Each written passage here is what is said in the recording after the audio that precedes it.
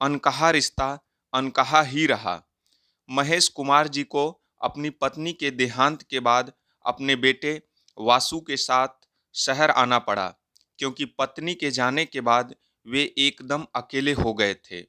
अब बेटा ही था जिसके साथ वो रह सकते थे और उनकी इस उम्र में सही से देखभाल हो सकती थी। उनके बेटे ने शहर आकर महेश जी को उनका कमरा और बालकनी दिखाई और कहा, पापा, आप कुछ समय यहाँ बालकनी में सुकून के साथ बैठ सकते हैं, अखबार पढ़ सकते हैं, आपका मन लगा रहेगा। और देखो पापा, मन तो आपको लगाना ही पड़ेगा। महेश जी भी अपना मन लगाने की पूरी कोशिश करते, लेकिन बुढ़ापे का अकेलापन उन्हें खाए जाता था। आसपास कोई बोलने वाला भी नहीं था। बेटा और बहू अपने काम में लगे रहते। कभी कभार पोते के साथ मन बहला लिया करते, लेकिन वह भी अक्सर स्कूल की पढ़ाई में लगा रहता था। महेश जी की बालकनी के सामने वाले फ्लैट में भी शायद कोई नहीं रहता था, क्योंकि अक्सर वो बंद ही रहता। कुछ समय बाद उनके सामने वाली बालकनी में कोई रहने आ गया। उसमें एक सभ्य व संभ्रांत महिला दिखाई दी, जो लगभग उन्हीं की उम्र की थी। उन संभ्रांत महिला ने अपनी कामवाली को कुछ समझाया, कुछ पौधे लगवाए, कपड़े सुखाने के लिए रस्सी बंधवाई और एक आराम कुर्सी और एक छोटी सी मेज लगवा दी।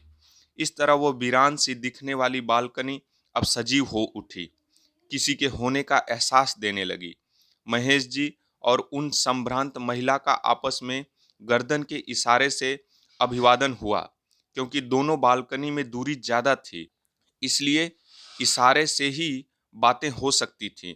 और यूं तो तेज बोलकर बातें यहाँ शहरों में कहाँ हो पाती हैं। यहाँ तो हर इंसान अपने आप में मगन है, आसपास की किसी को कोई खबर नहीं है। अब तो महेश जी को अपनी बालकनी अच्छी लगने लगी। वे अब आराम से बैठकर अखबार पढ़ते। सामने वाली बालकनी में छाई हुई वीरानी अब बसंत का रूप ले चुकी थी। तुलसी का पौधा उनकी आस्था को दर्शाता, तो मनी प्लांट की बेल व छोटे फूलों के पौधे जिंदगी की सजीवता को दिखाते। वैसे भी स्त्रियों को वरदान मिला है कि वे चाहे जहां घर बसा सकती हैं, उसे स्वर्ग का द्वार बना सकती हैं, बसंत ला सकती हैं, वीरानियों को बदलकर बगिया खिला सकती हैं। स्त्रियां घर के आसपास एक सकारात्मक ऊर्जा का निर्माण करती हैं। बस इस तरह उन दोनों का रोज आंखों से व गर्दन के इशारे से आपस में अभिवादन होने लगा।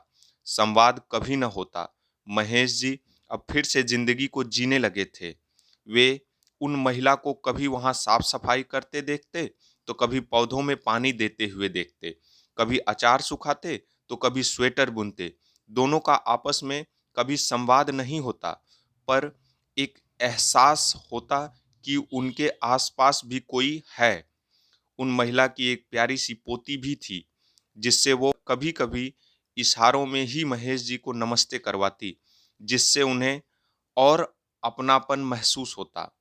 बस इस तरह दोनों में एक प्यारा सा अनकहा रिश्ता बन गया। यूं तो कई महीने गुजर गए। एक दिन महेश जी ने देखा कि उस महिला ने न ही उस दिन दीप जलाया और न ही पौधे को पानी दिया, बस आकर आराम कुर्सी पर ऐसे ही बैठ गई। महेश जी को लगा कि शायद तबीयत खराब है। उन्होंने इशारों से पूछा, क्या हुआ? उसने भी इशारे से ही जवाब दिया, सब ठीक है। लेकिन 2-4 दिन में उस महिला का बालकनी में आना भी कम होता गया। कुछ दिन पश्चात कई दिनों से वो महिला महेश जी को दिखाई नहीं दे रही थी। उन्हें लगा कि शायद वो कहीं बाहर गई होंगी, लेकिन जब कई दिन हुए वो नहीं दिखाई दी और उनके लगाए पौधे सूखने लगे, तो वे चिंतित हो उठे। उनका मन बेचैन हो उठा, लेकिन पूछें तो किससे पूछें। महेश जी को बहुत चिंता हुई। उनका अब मन किसी भी काम में नहीं लगता। फिर एक दिन वही काम वाली बालकनी में दिखाई दी, जो पहले दिन उन महिला के साथ आई थी। वह आई और बालकनी की सफाई करने लगी। महेश जी से रहा नहीं गया, तो उन्होंने इशारे से ही पूछा कि वे कहाँ हैं। उसने भी इशारों से हाथ ऊपर करके जवाब दिया कि वे अब नहीं रहीं। महेश जी का दिल धक से रह गया। उन्होंने उस अकेली पड़ी आराम कुर्सी की तरफ देखा और फिर एक बार वो अपने आप को अकेला महसूस करने लगे। उनका वो प्यारा सा अनकहा रिश्ता अनकहा ही रह गया। धन्यवाद।